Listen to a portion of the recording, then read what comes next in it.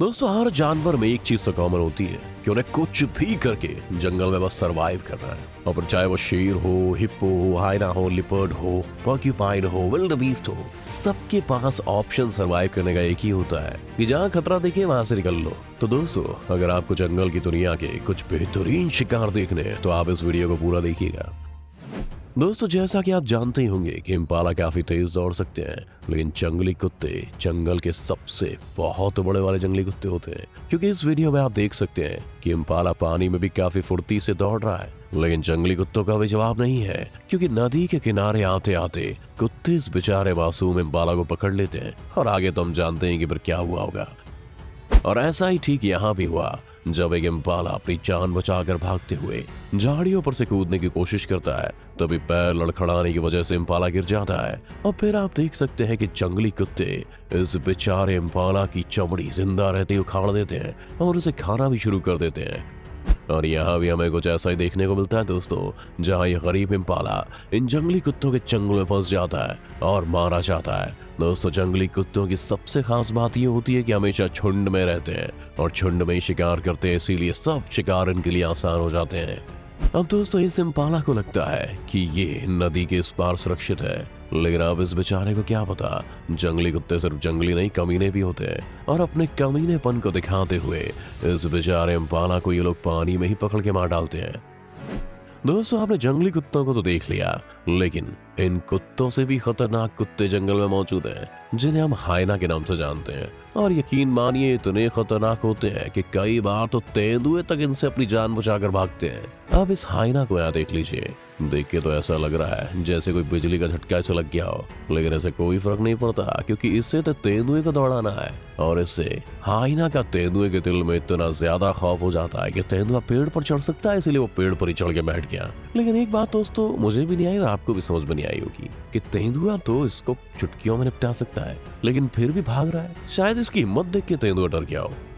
अब जब ये तेंदुआ अपने बच्चे के साथ खेल रही थी, तब ये दो हाइना बच्चे को देख मुंह से लार टपकाते हुए वहां पहुंच जाते हैं। खैर, बच्चा भी काफी होशियार था, क्योंकि हाइना को देखते ही वो पेड़ पर चढ़ जाता है और इस बच्चे की मां हाइना पर पूरी नजर बनाए हुए है, क्योंकि तेंदुए को पता है कि अगर इसके बच्चे पर आफत आती है तो हर कीमत पर उन्हें हाइना से लड़ना ही पड़ेगा। अब ये हाइना इस तेंदुए के काफी ज्यादा करीब आ गया था। तेंदुए ने इसे खदेड़ा, लेकिन अगले ही पल हम देखते हैं कि हाइना तेंदुए को खदेड़ता है।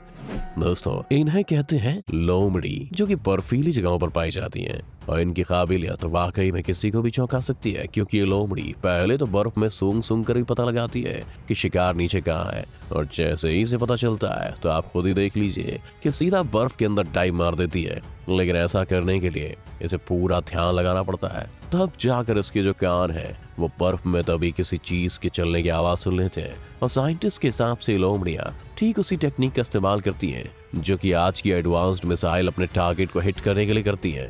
और इन लोमड़ी के शिकार करते वक्त हल्का सा भी डिस्ट्रैक्शन इनके लिए दिक्कत हो सकती है। दोस्तों, ऐसा सिर्फ यही लोमड़ी नहीं करती, बल्कि बर्फीली जगहों पर पाए जाने वाली रेड फॉक्स और आर्कटिक फॉक्स भी इसी तरह से अपना शिकार करती है।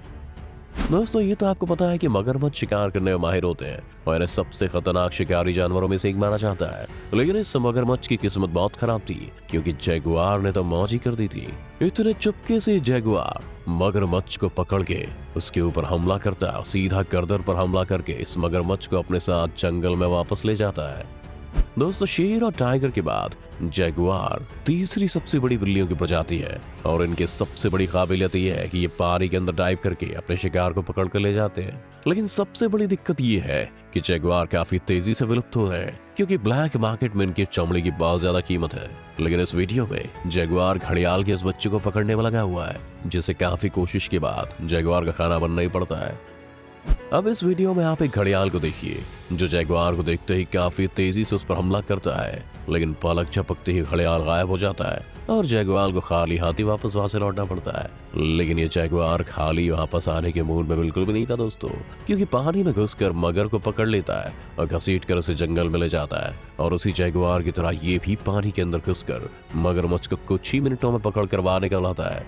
दोस्तों विल्ड बीस्ट आपको हमेशा ही खुले मैदान में घास चरते हुए मिलेंगे, लेकिन जंगली भैंसों की तरह इन्हें भी हमेशा जान का खतरा बना रहता है। जैसे इस चीता को देखिए जो कि इतनी तेजी से विल्ड बीस्ट की तरफ दौड़ता हुआ आ रहा है, और चीता अकेला भी नहीं है बल्कि अपने भाई के साथ इस विल्ड बीस्ट का शिकार कर रहा है। खैर विल्ड बीस्ट भी काफी तेजी से अपनी जान बचाकर भागता है, लेकिन इसकी रेस अभी पृथ्वी के सबसे तेज जानवर से है। अब आप खुद ही समझ जाइए कहाँ बच पाएगा।